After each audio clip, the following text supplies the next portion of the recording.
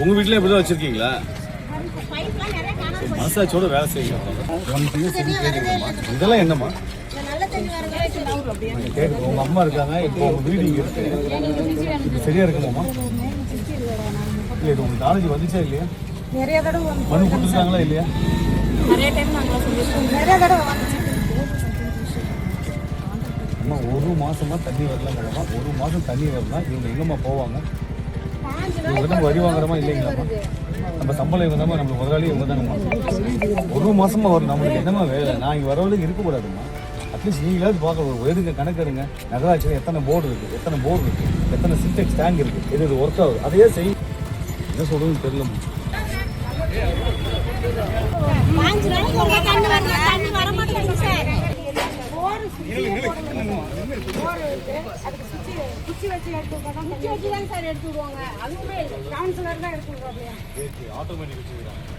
சாக்கடை எல்லாம் அல்றதே இல்லைங்க சார். சார் இங்க அப்படியே சாக்கடை நீங்க தான் குப்பை பிஸ்கட் பாக்கெட் நீங்க தான் போறீங்க. மக்களும் விழிப்புணர்வோட இருக்கணும். அவங்க மட்டும் என்ன பண்ணுவாங்க? இவங்க விழிப்புணர்வு ஏற்படுறாங்க மட்டும் பண்ணுவாங்க. நீங்க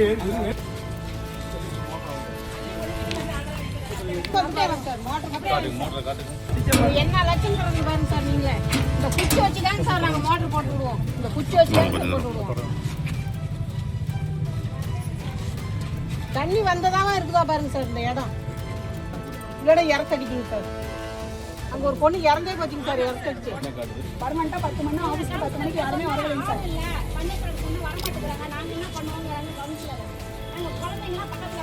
ஒரு அடிப்படை வசதி கூட செஞ்சு தர முடியாது. எதுக்கு சார் நகராட்சி? எங்க வீட்டு வரைக்கும் இடத்த ஒரு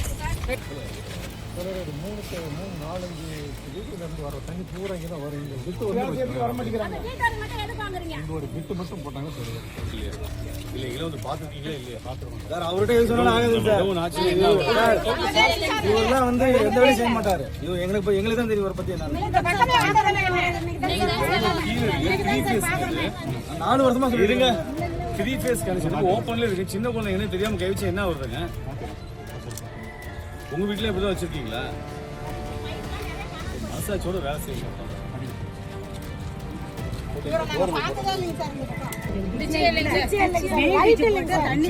லைட் எங்கம்மா? லைட்டா கம்பு இருக்கா இல்லையாம்மா?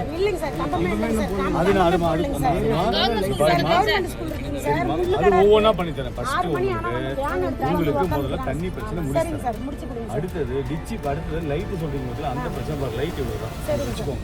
வந்தாரா இல்லைங்களா அவரு?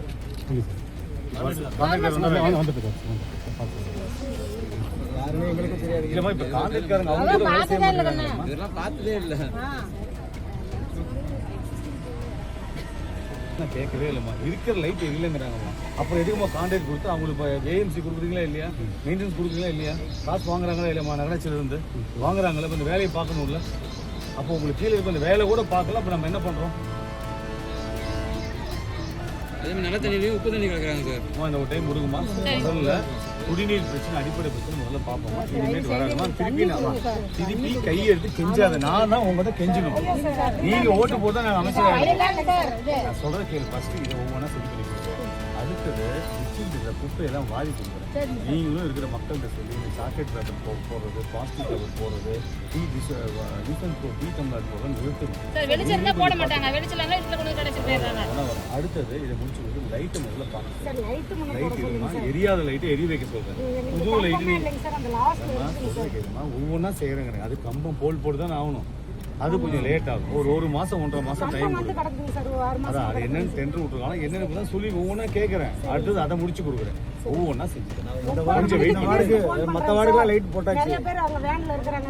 பயமா இருக்குது பாக்கிறதுக்கு. நான் பஸ் விட்டு இறங்கி வரேன், நான் வண்டி தான் போறேன் அப்படின்னு. எத்தனை வருஷமா லைட் இல்ல?